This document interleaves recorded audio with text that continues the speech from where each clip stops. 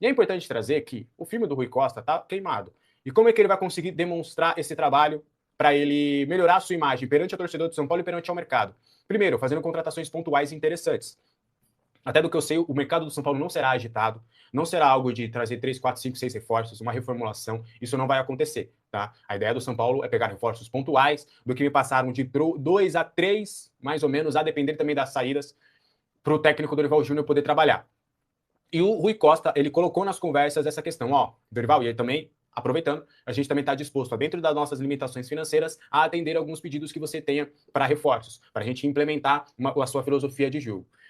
Então, assim, do que a gente tem de apuração prévia sobre tudo isso, a ideia seria mais um zagueiro, porque o Dorival ele entendia que o Arboleda seria importante, que ele estava disposto a colocar o Arboleda nessa reintegração, e ele entende que o São Paulo precisaria de mais um zagueiro de um nível interessante. Então, o São Paulo vai ao mercado analisar possibilidades de zagueiros, mas o Dorival, do que eu tenho de informação, ele vai olhar um pouquinho mais para o Isaac também nesse quesito, porque há uma pressão interna e externa para a utilização desse garoto, que é uma joia, que é um jogador que recusou propostas para poder renovar com o São Paulo. Então há uma ideia de aproveitamento do Isaac. Mas o Dorival ainda vai analisar, vai contar com o garoto, vai ver o garoto no dia a dia para depois sim tomar uma decisão melhor sobre esse assunto. Mas o sistema defensivo, a zaga, é um ponto de observação por parte do Dorival, tá?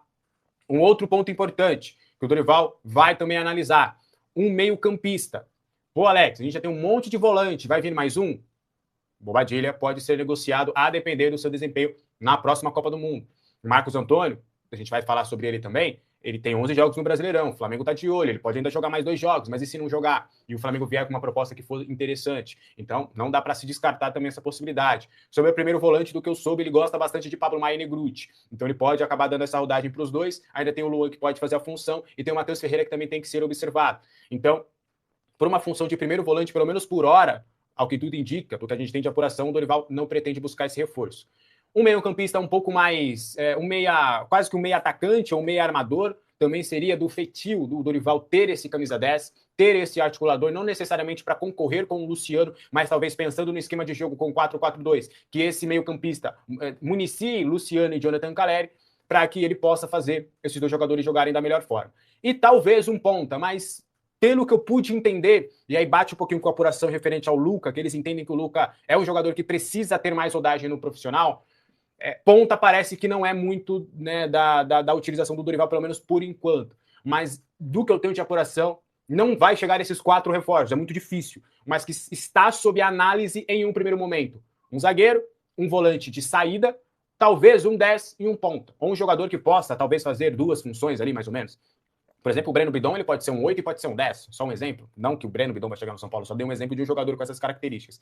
Então, por parte do Dorival, é um Dorival que quer mais observar o que ele tem, porque ele sabe da dificuldade do mercado que o São Paulo vai ter na próxima janela de transferências. Então, o Dorival, ele sabe que ele não pode chegar e falar, quero 5 reforços. O Dorival, ele vai analisar o que ele tem, ele vai analisar as peças que tem, tanto no plantel quanto na base, para ele falar, ó, beleza, eu vi o que eu tenho, as urgências são esse e esse, nesta ordem. Então seria mais ou menos essa movimentação que o Dorival vai fazer com o Rui Costa. Esses 4 jogos, em um primeiro momento, essas 2 semanas, né, que ele vai ter praticamente até a pausa da Copa do Mundo, vai ser de análise de dia a dia, dele ter conversas individuais, conversas coletivas, entender o posicionamento de cada um, entender o que as peças podem ser feitas. Por exemplo, do que me passaram, essa função de segundo homem do meio campo. Durante a conversa na apuração, cara, o Moreira pode ser melhor observado pelo Dorival, ele conhece o Moreira, ele sabe do potencial do Moreira. Talvez o Moreira, ganhando mais espaço com ele, o Dorival chegue e fale, quer saber, eu não quero mais o segundo volante. O Hugo Leonardo, que ainda não jogou, pode acabar agradando o Dorival. Então, por isso que ainda é muito cedo pra gente cravar, o Dorival quer esse. O que ele tem hoje nesse momento é um monitoramento, é uma situação de observação de reforços, do que ele entende vendo de fora. E aí agora, ele lá dentro, ele vai ver o dia a dia e vai elencar para o Rui. Aí eu vou dar só um exemplo. Rui, nessas 2 semanas eu analisei, os meus analistas também, eu conversei com o meu filho Lucas Silvestre, e aí há um entendimento aqui da gente que o São Paulo precisa prioritariamente de um zagueiro. Quero um zagueiro de bola aérea, um zagueiro alto que vai me ajudar nesse quesito, porque o elenco que eu tenho hoje não me fornece isso e o Arboleda tá fora. Então eu quero prioritariamente um zagueiro. Então vá no mercado buscar um zagueiro. Essa é a minha exigência máxima. E aí depois eu quero um camisa 10. Eu quero um camisa 10 articulador que vai pifar a bola, que vai dar cadência, que vai... Quero esse jogador. Aí depois, se der um terceiro, eu queria um segundo volante. Um segundo volante mais dinâmico, mais assim, mais assado. E aí, por fim, se der um ponto, eu só tô dando exemplo. Então essa vai ser a análise. Isso pode ser invertido também.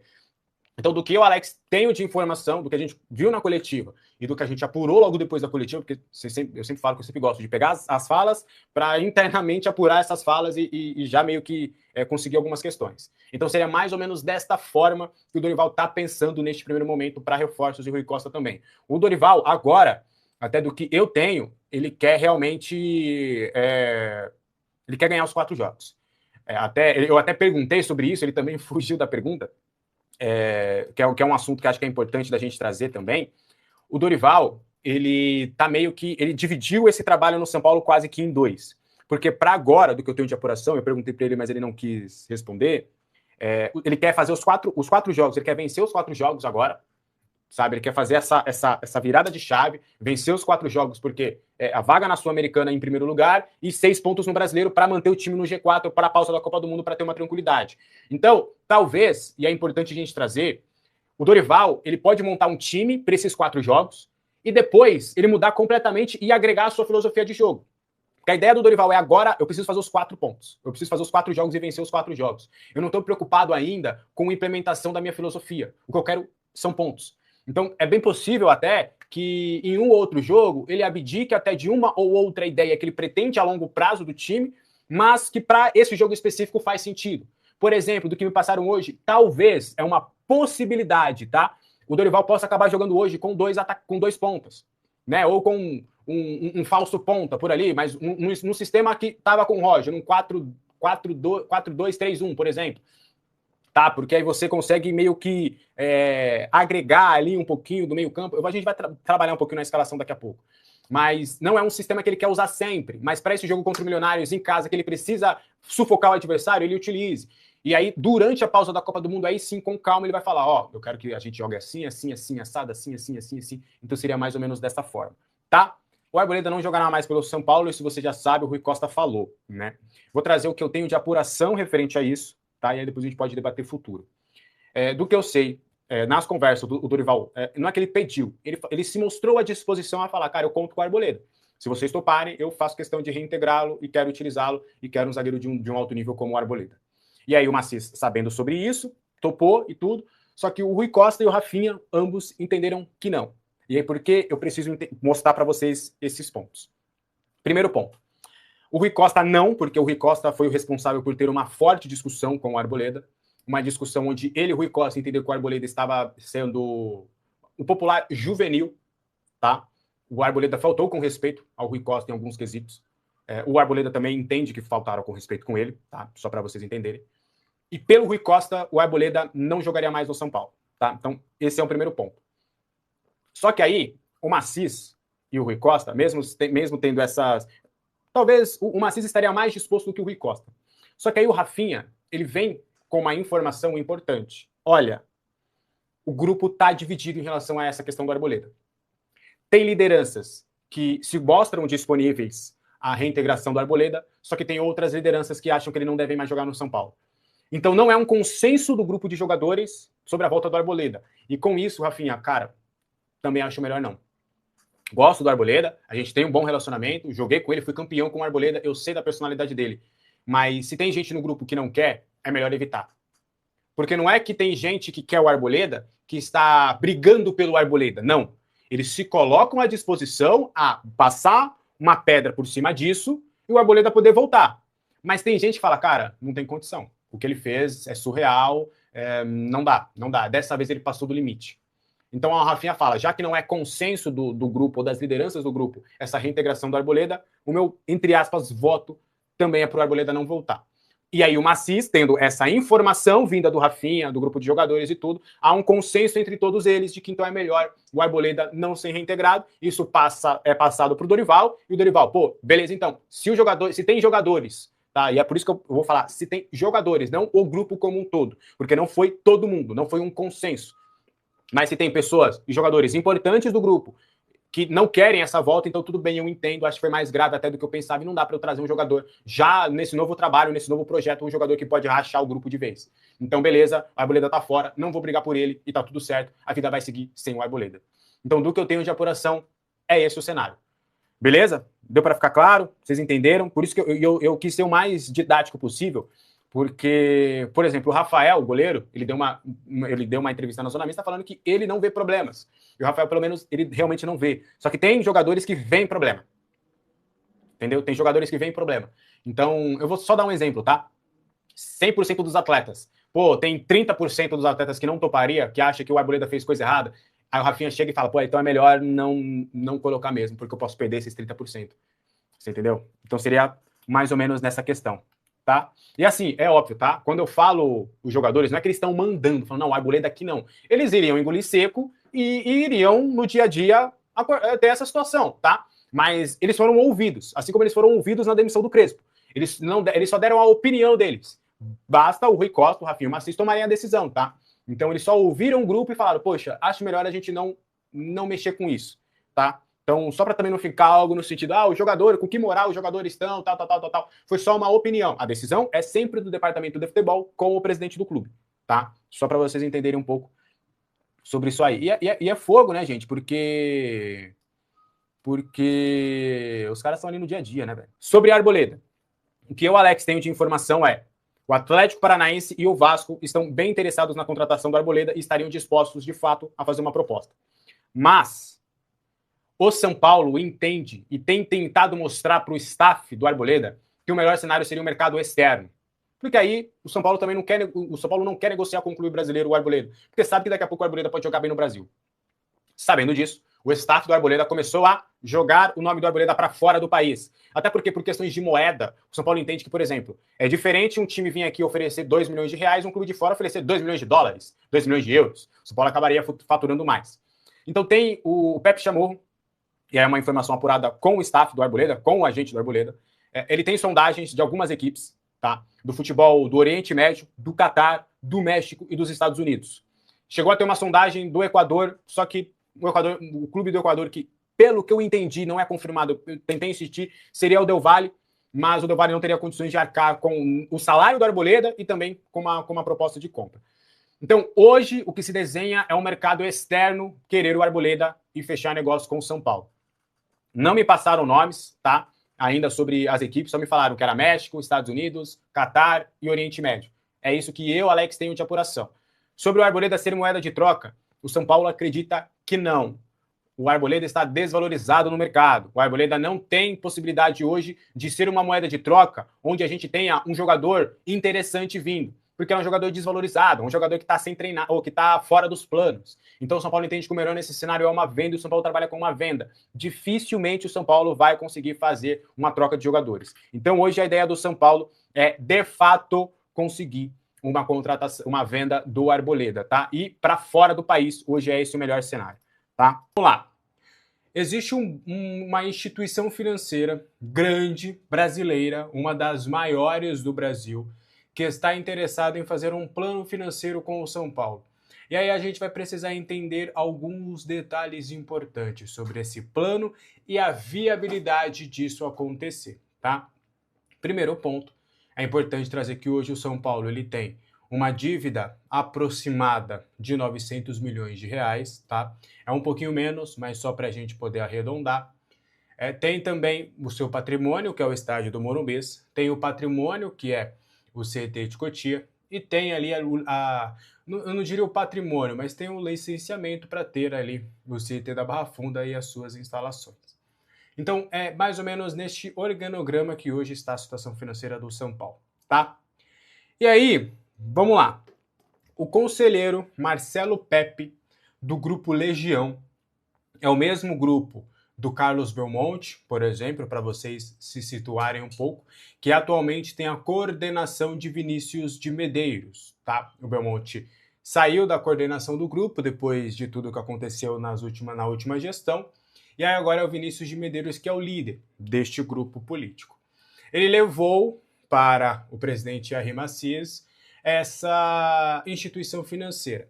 Houve conversas já, eu sei que houve 2 conversas, e a última, que aconteceu na quinta-feira, foi para apresentar o projeto, que consiste em, primeiro, está fora de cogitação Diego Fernandes, não tem nada a ver com o Diego Fernandes.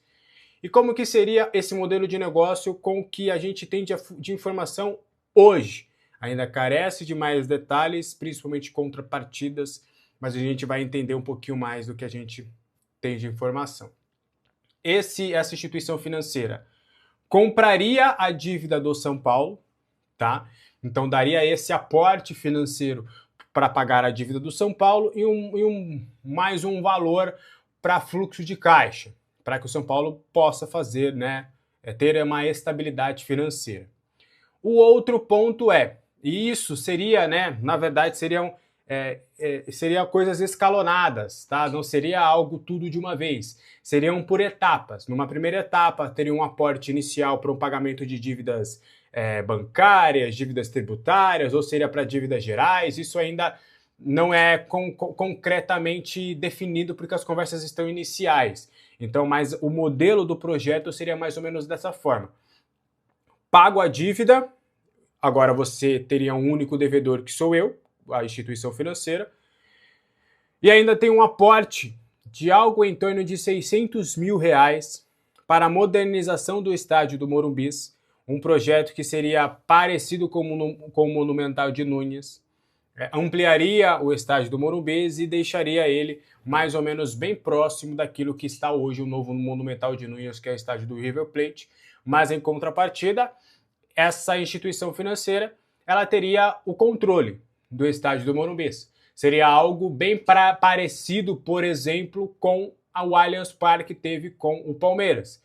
E aí fica a questão até que ponto o São Paulo teria ali uma tranquilidade ou um poder de decisão para tomar medidas referentes à utilização em jogos. Porque a partir do momento que essa empresa é detentora, ela pode dar todos os seus pitacos e querer botar show a cada semana, por exemplo. Mas só para vocês entenderem. Um outro ponto, isso ainda é estudado, isso não é confirmado, mas a empresa se colocou à disposição para modernizar um pouco Cotia, um investimento para Cotia e um investimento para melhoras de instalações na Barra Funda. Mas esses dois são aportes bem menores do que esses que a gente citou. Em contrapartida, além do controle do estádio do Morumbi, obviamente, você teria que pagar essa instituição financeira. Não sairia nada de graça. Você teria que pagar isso. Há alguns juros, tá? O que a gente tem de informação ainda não é batido o martelo referente ao percentual desses juros, e o São Paulo ainda toma muito cuidado porque podem ser juros que lá na frente podem não ser tão positivos, e pelo que a gente pôde entender em um primeiro momento, há uma certa resistência por conta de você comprometer a longo prazo o São Paulo nesse aporte. Mas, fato é que esse é o projeto. Essa seria a ideia. Só que não para agora. Primeiro, por quê? Para agora é inviável por conta do estatuto. Se o São Paulo for fazer esse tipo de investimento, se o São Paulo for aceitar esse tipo de investimento, o natural seria a SAF e aí seria em um modelo interessante. Mas como não pode ser, porque o São Paulo não é SAF e hoje o estatuto não permite, teria que ser apenas com ou um fundo de investimento, como aconteceu com o FIP de Cotia, que não passou, como é com a Galápagos e tudo mais. Ou através de um empréstimo natural. Só que aí um empréstimo tem juros, correção e tudo mais, inflação, o que poderia tornar um negócio bem ruim. Você poderia pegar, 2 bilhões e ter que pagar 6. Não seria muito inteligente nesse quesito. Então é uma ideia que ainda não causa otimismo das pessoas, não tratam ainda como um grande negócio, tratam ainda como algo que pode virar, mas como qualquer outro projeto que sempre vem na mesa do São Paulo. E um outro ponto que me alertaram, é possível, plausível, que isso seja usado como manobra política para as eleições no final do ano. Então, essa gestão, porque o Marcelo Pepe é do Grupo Legião, a Rimacis do Grupo Vanguarda, grupos aliados neste momento. Então, pode acontecer, é bem viável com que aconteça.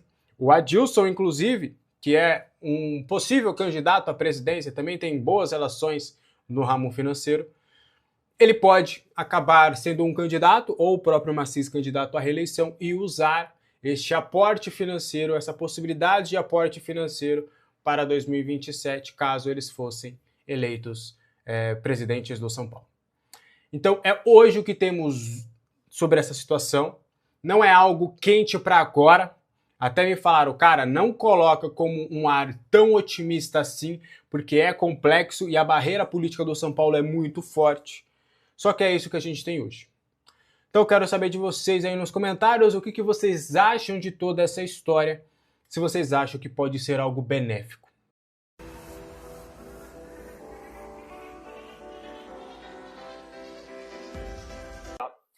Segundo o Globoesporte.com, a diretoria do São Paulo se mobiliza para a próxima janela de transferências, que abre no dia 20 de julho. Em sua coletiva de apresentação, na última segunda-feira, o técnico Dorival Júnior relatou que durante as negociações recebeu a indicação de que o clube buscará reforços. Ele falou sobre isso, né? Sem dinheiro para fazer grandes investimentos, a diretoria se movimenta para reforços pontuais. A expectativa é que o São Paulo contrate até 2 jogadores por meio de trocas ou atletas em final de contrato sem valores envolvidos na aquisição, tá? Então, inicialmente, o São Paulo quer buscar 2 reforços para o meio do ano, tá? Ou uma troca de jogadores, ou alguém que esteja livre no mercado. O Gé não botou aqui, mas até um empréstimo, né? Como o São Paulo já fez com outros jogadores, né? Qualquer tipo de negociação que não seja com o São Paulo, pagando os direitos econômicos do jogador de imediato, né? O São Paulo está assim, acho que desde 2024, né? Tem não sei quantas janelas já seguidas que o São Paulo não vai lá e compra os direitos econômicos do jogador, né? Só empréstimo, jogador livre, troca de jogadores, só nesses modelos aí, tá bom, rapaziada? Segundo o Rui Costa, as movimentações são para antecipar possíveis saídas, tá? Então não é com o elenco, nossa, vamos buscar 2 reforços para melhorar o elenco. Não exatamente. É buscar reforços para antecipar saída. Essa que é a questão. No final do ano passado, o Conselho Deliberativo do São Paulo aprovou um orçamento que prevê 180 milhões em vinda de jogadores nessa temporada. Desde então, o São Paulo vendeu 2 atletas, o Rodriguinho para o Bragantino, né, por 3 milhões de dólares, e vendeu o Eric para o Vitória por 6,3 milhões de reais. Rapaz, na minha cabeça aqui, pensei que era 150 milhões que tinha que vender de jogadores. São 180, né? O que é um valor muito, muito alto. E o São Paulo, infelizmente, é um clube aí que ele depende, né, de todo ano de venda de atletas, cara. Infelizmente, São Paulo vive assim desde sempre. Desde sempre, São Paulo vive dessa maneira aí. E, irmão, para chegar a 180 milhões, olha, vai ter que vender uma rapaziada grande aí. A verdade é essa, tá? O Dorival Júnior ressaltou também na coletiva que também pretende utilizar jogadores das categorias de base ao longo da temporada. Rapaziada, assim, é difícil porque ou a gente vai vender os jogadores de Cotia, né? E não sei quem seria agora, a gente tem o Luca, né, que é um jogador que mais jogou aí no time de cima do São Paulo. O Rian Francisco, não sei, né, tá vindo de lesão grave, tá jogando no Sub-20. Né? O fato que o nome que é muito especulado aí, que já tem informações que pode ser vendido, é o Marcos Antônio. Já comentamos aqui nessa informação de que o Flamengo, no meio do ano, de novo, vai tentar contratar o Marcos Antônio. Aí tem o Bobadilha também, que vai para a Copa do Mundo, outro também que tem bastante mercado, só que o São Paulo tem, se não me engano, 60% ou 65% do jogador, né? Então, ou vamos ter que vender a base, ou vamos ter que perder titulares importantes. Claro que a gente tem um jogador na Europa, a gente tem uma porcentagem, na verdade, de um jogador na Europa, que ele está super, hiper, mega valorizado, pode ser vendido, e se ele for vendido, vai render uma bala para o São Paulo. Se render essa bala para o São Paulo, aí, porra, já vai precisar vender menos jogadores. Que é o William Gomes. Né? Sendo especulado em vários times, valorizado pra caramba. São Paulo tem 20% dele. Já saiu várias informações que o Porto quer 50, 60 milhões do William Gomes. E o São Paulo tem 20%. Né? Então, qualquer venda do William Gomes vai gerar uma grana brava para o São Paulo. Aí, se gerar essa grana para o São Paulo, evidentemente que já vai aí para esse orçamento de vendas para o São Paulo. Né? Aí, evidentemente que significa que precisaria vender menos jogadores para bater essa meta de 180 milhões. Né? O melhor acontecer era isso. Vender o William Gomes aí e o São Paulo conseguir essa grana, que seria bastante interessante. Né? Mas, se não for vendido, vamos ter que vender gente aí para poder bater essa meta. Beleza, rapaziada? Olha só essa aqui que acabou de sair, rapaz. Estava demorando, né? Mais um aí que o seu Casares e companhia deixou para o São Paulo. Segundo o Pedro Lopes do UOL, o São Paulo fez um acordo e pagará 4,3 milhões ao agente Luiz Augusto Carvalho, referente a uma dívida de direitos de imagem de Jegson Mendes. Você nem lembra que o Jegson Mendes jogou no São Paulo, né? Ou passou pelo São Paulo, melhor dizendo. O São Paulo irá pagar de forma parcelada até novembro. Serão 6 parcelas aí mensais de cerca de 650 mil, referente à dívida principal, e outras 6, né, parcelas de 63 mil referentes a honorários dos advogados dos empresários. Né? Honorários dos advogados aí do empresário. Bacana, né, rapaziada? Muito bacana, muito legal. Aí mesmo, mais uma aí que o senhor Casares e companhia deixou. Né? Pior presidente da história, a pior gestão da história, deixando mais uma dívida gigante aí para o São Paulo. 4,3 milhões ao agente aí do Jegson Mendes por conta de direitos de imagem. Né? Já comentei isso aqui em outro vídeo, vou repetir. O que o Casares fez com o São Paulo jamais vai ser esquecido, e nesse canal aqui a gente vai fazer questão de jamais esquecer. Tá? Esse é um que tem que ser expulso do São Paulo para ontem e nunca mais ter nenhum tipo de contato no São Paulo. O pior presidente da história do clube, com sobras por segundo. Um dos muitos assuntos que fizeram Dorival Júnior conversar horas a fio na última quinta-feira com a diretoria de futebol antes de assinar o seu retorno ao São Paulo foi o assunto reforços. Avisado dos problemas financeiros, o treinador ouviu de Rafinha e Rui Costa que a prioridade seria por nomes que pudessem vir por empréstimo ou sem pagamento da taxa de transferência. Foi o suficiente para tirar do bolso uma sugestão, muito conhecida dos tricolores. Por mais que na sua coletiva de apresentação tenha falado que não cobrou reforços da diretoria, Dorival chamou sim a atenção para que houvesse sondagens sobre Thales Costa, de 23 anos, volante revelado em Cotia e que está livre no mercado desde o final de março, quando rescindiu com o polícia da Ucrânia, por conta dos problemas gerados pela guerra do país com a vizinha Rússia. Costa é uma espécie de xodó de Dorival. Apesar de pouco utilizado na prática na última passagem do treinador pelo clube em 2023, internamente ele sempre falou das qualidades do jogador, vendido somente após a saída dele à seleção brasileira no início do mês seguinte.